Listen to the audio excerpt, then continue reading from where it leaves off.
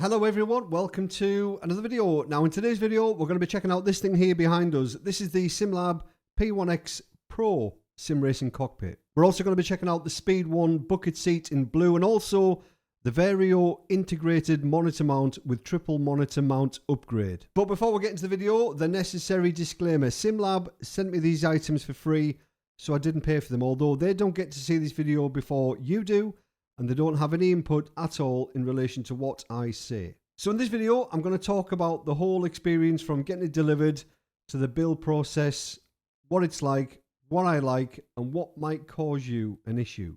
So I've had numerous aluminium cockpits over the years, from ones that I've designed and built to ones that I've bought. And most recently, I've been using the Sim-Lab P1X. And when I did a video on that cockpit, I said that that was possibly the last cockpit that you'll ever buy. And I still stand by that, but there's things about the P1X Pro which are much, much better. So let's talk about delivery. Everything gets delivered in brown boxes, and in those brown boxes, everything is shrink wrapped and bubble wrapped. I took out every piece of aluminium profile, inspected it, all perfect. No instructions in the boxes, but there are QR codes to the product manuals which you can find online. So when you're building anything like this, when you first take them out the boxes and lay them down, it can be a little bit confusing and daunting, but when you start the process and you start to put things together, it all slots into place literally. So let's talk about the build. So the build took me round about 4 hours. I did record the whole process and I had 4 hours recording time. It took me longer than that because I was going out for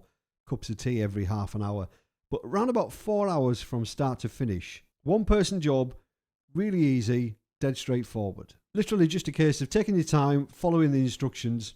You can't really go wrong. So right off the bat, one of my most favourite things about this cockpit is that there are none of these. We all know what these are. If you've built an aluminium profile cockpit, these are 90-degree angle brackets. And all of the pieces of cockpit slot together and are connected with these, but there isn't one to be found on there anywhere. At the rear of the cockpit there are rounded brackets which actually attach the sides and the rear together, and also the rail that goes underneath the seat in the middle of the rig, well, that is pre-drilled, pre-tapped, which gives everything a really clean, nice look. Now we'll talk about the profile themselves. So this uses the same size profile that is on the Sim-Lab P1X. On the sides, it's 160/40, and for the wheel deck uprights, it's 120/40. But on the sides of this one, it's a little bit different. Normally, you have 4 slots, so when you've got a 160/40 profile,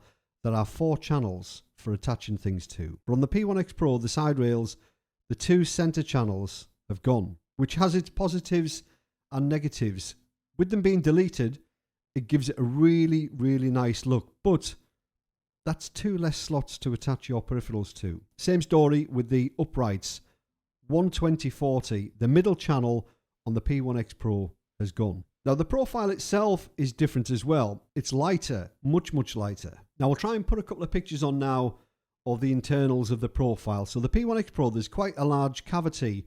On the P1X there isn't. So that bit of aluminium down the center of the profile on the P1X is gone, which makes it lighter. I don't know if it makes it less rigid, but it's certainly less lighter, and that's a cable management dream. So we'll talk about the monitor uprights, because that's what makes this stand out as being different from the P1X. On the P1X Pro, they are angled back, which again gives it a really nice modern look. But because they're angled, then that might affect how you attach your peripherals to the uprights. And that angled theme runs on to the side rail as well. And the brackets that attach the side rail to the rig, really nice. So with the channels being removed and the wheel deck uprights being angled, it gives it a really, really nice modern look. So the pedal mount is much different on the P1X Pro as well. That's been upgraded. On the P1X, it was just like a big slab of metal. Really quite heavy, and actually quite difficult to adjust when you've got your pedals on it. But the P1X Pro, it's actually really light. Well, I'm saying really light. It's not really light, but it's much, much lighter. And I can actually adjust my pedals now with the pedals attached to the rig. As far as wheel deck goes, I'm using the Acertec front mount, but I do have the bottom mount as well. But there are other options to choose from when you buy it. So now we'll get on to the Vario integrated monitor mount now. I don't know if this is over-designed, but it looks incredible. Much better than any integrated monitor mount I have ever seen. Again, super easy to install, like really easy. And it comes included with the Vario monitor mount, which is essential if you've got triples. And obviously I've got the triple monitor add-on. Now on the back of the profile, on the triple monitor arms, there's no channels at all on the back of that profile, so it's really smooth, really flush. Looks really nice. And the brackets for attaching the side arms to the main rig, they've got to be the best and most simple solution for attaching side arms to a center monitor bracket that I've ever seen. And as I mentioned, the Vario Vaser mounts, they're a godsend. You can get everything lined up perfectly. And having the monitor mount integrated on the rig just gives me so much more space on the ground surrounding the rig. And yes, there's a small amount of play at the edge of the monitors, just wheel vibration. If you run any modern direct drive force feedback wheel on, medium to high settings, you are obviously going to get some vibration, but nothing at all to worry about. Certainly, you wouldn't notice it when you're driving. And since filming the B-roll, I've put a fourth monitor on top, which is absolutely fine. So we'll talk about the seat. Now, really comfortable seat, although it's a little bit snug. I'm not the smallest of fellas, but I'm certainly not the biggest. I'm around about 5'10", about 94 kilos, and it's a little bit snug on the backside section. I can get in it and it's comfortable, but I wouldn't really want to be any bigger. But you can get the XL version if you're a little bit bigger than I am. But really comfortable, and that blue looks amazing. So let's talk about price. So for everything here, the P1X cockpit, the Speed 1 seat in blue, the seat mounts, the integrated Vario monitor mount with triple screen add-on, it comes to £1,218. Not cheap. But as I've mentioned several times over the years, nice things don't come cheap.